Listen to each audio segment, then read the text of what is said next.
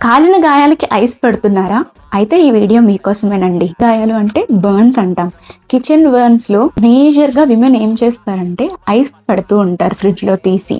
కానీ ఇట్లా చేయొచ్చా అంటే అస్సలు చేయకూడదు. కాలిన గాయం అంటే ఏంటి? ఆల్రెడీ అక్కడ సెల్స్ అనేవి డెత్ అయిపోయాయి. ఇప్పుడు మీరు ఐస్ ని తీసుకొచ్చి పెట్టడం వల్ల అక్కడ బ్లడ్ సప్లై కూడా ఆగిపోతుంది. బ్లడ్ సప్లై ఆగిపోవడం వలన కణజాల మృతి అంటారు దాన్ని, నెక్రోసిస్. అక్కడున్న మొత్తం పార్ట్ కూడా డెత్ అయిపోతుంది అనమాట.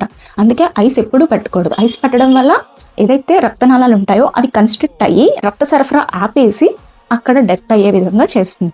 అయితే ఏం చేయాలి అంటారు అని అడుగుతారేమో. మనం రన్నింగ్ ట్యాప్ వాటర్ దగ్గర 5 minutes చేతిని లేదా ఎక్కడైతే ఏ ప్రదేశం అయితే కాలడం జరిగిందో రన్నింగ్ వాటర్ దగ్గర పెట్టడం వల్ల మనకి ఉపశమనంగా ఉంటుంది. అండ్ అలాగే చాలామంది టూత్ పేస్ట్ కానీ, టీ పొడి, ఇంకా చాలామంది పసుపు పెడుతూ ఉంటారు. అట్లాంటివి ఏమీ పెట్టొద్దు. దీనివల్ల ఇన్ఫెక్షన్ ఎక్కువ అయ్యే ఛాన్స్ ఉంటుంది. అందుకే ఎప్పుడూ కూడా ఈజీగా హీల్ అయ్యేటట్టుగానే చూసుకోండి. మీ దగ్గర బర్నాల్ ఆయింట్మెంట్ ఏదైనా దొరికితే దాన్ని అప్లై చేయొచ్చు. Thank you.